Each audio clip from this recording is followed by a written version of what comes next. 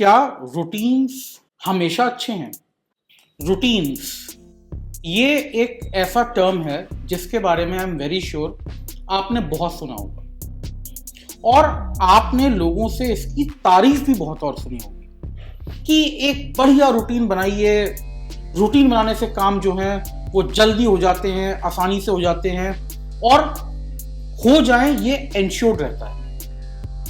Routine क्या है? आप कोई चीज डेली करना चाहते हैं, वीकली करना चाहते हैं, मंथली करना चाहते हैं या इनफैक्ट अगर और भी किसी रेगुलर इंटरवल पे करना चाहते हैं तो आप क्या करते हैं? आप एक रूटीन बनाते हैं और उस हिसाब से वो काम उस फ्रीक्वेंसी से लगातार होता रहता है। और क्योंकि आपको ये काम लगातार करना है इसलिए आप उसके लिए एक डेफिनेट टाइम स्लॉट जो है वो असाइन कर देते हैं। क्योंकि ये चीज अब फिक्स्ड हो गई, मंडे को मुझे इतने बजे ये काम करना है, ट्यूसडे को मेरे को ये काम इतने बजे पक्का करना है, हर ट्यूसडे करना है, हर वेडनेसडे करना है, so on and so fourth. तो अब चीजें काफी सिस्टमैटिक हो जाती हैं, काफी ऑर्गेनाइज हो जाती हैं। लाइफ की जो इंपॉर्टेंट एक्टिविटीज हैं आपने उन्हें पहले से एक टाइम दे दिया है, आपने एक रूटीन बढ़िया अपना बना लिया। लेकिन क्या रूटीन्स हमेशा अच्छे हैं या क्या अपने आप में रूटीन्स में कोई प्रॉब्लम नहीं है? देखिए, एक तो बड़ा इशू रूटीन का ये है, अगर आप किसी चीज को बार बार कर रहे हैं, लगातार कर रहे हैं, चाहे वो अच्छी हो चाहे बुरी हो, उससे हटना, उससे डिविएट होना आपके लिए बड़ा एंजाइटी का इशू होता है। मैंने ऐसे लोगों को देखा है जिनको बहुत जल्दी सुबह उठ के नहा धो के तैयार होने की आदत है।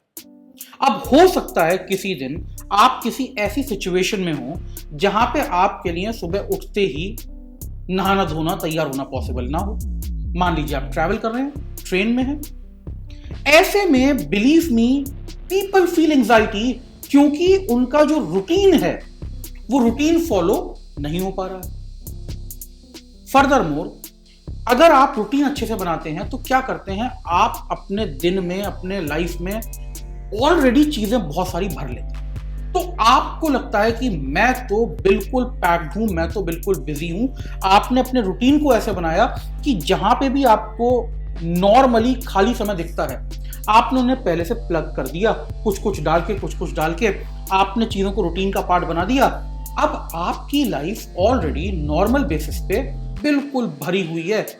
आपको हो सकता है लगे कि वो ऑप्टिमाइज्ड है, लेकिन प्रॉब्लम यहां पे ये है, अगर आपके लाइफ में कोई भी नया एक्सपीरियंस आना है, आपको कुछ भी अलग काम करना है, आपको अपना नॉलेज सेट बढ़ाना है, आपके जो लोग हैं आप में आपको और ज्यादा लोगों से मिलना है, अगर आपको कुछ भी अलग काम करना है, कई बार आपका रूटीन एक्चुअली आपके लिए इंटरप्शन क्रिएट करता है क्योंकि आपने अपने लाइफ में चीजों को ऑलरेडी इतना भरा हुआ है, इतना पैक किया हुआ है कि कोई भी अलग काम करना, कोई भी नया काम करना, एक्चुअली आपको ऐसा लगता है कि आप कंफर्ट जोन से बाहर निकल, और ये आपके लिए हो सकता है काफी पेनफुल। देखिए, हम ये बात भूल जाते हैं कि जिस समय हमने रूटीन बनाया था उस समय हमने रूटीन अपने उस समय की स्किल्स, उस समय की नीड्स, उस समय के इंटेलेक्ट और रिक्वायरमेंट को देखते हुए बनाया था। जैसे जैसे आप ग्रो कर रहे हैं हो सकता है रिक्वायरमेंट्स चेंज हो रही हो, और कई बार हम रेपिटेशन को कंफ्यूज कर जाते हैं ग्रोथ से। कोई काम बार बार करना, रिपीटेडली करना, एक लिमिट तक तो हमें उसमें कुछ इंप्रूवमेंट दिखाता है, लेकिन एक टाइम के बाद रेपिटेशन केवल रेपिटेशन ही है, वहां पे ग्रोथ अब कुछ नहीं होती। इनफैक्ट रेपिटेशन करने से क्या होता है, कई बार ब्रेन प्लास्टिसिटी जो है, ब्रेन प्लास्टिसिटी कम हो जाती है। हमें रिपीटेड काम करने में इतना मजा आने लगता है कि हम कोई नया काम नहीं करना चाहते, हम अपने ब्रेन का कोई नया यूज नहीं करना चाहते।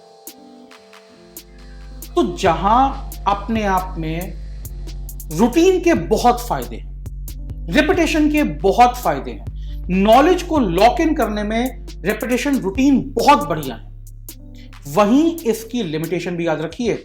ग्रोथ और रेपिटेशन में फर्क होता है, ये समझिए।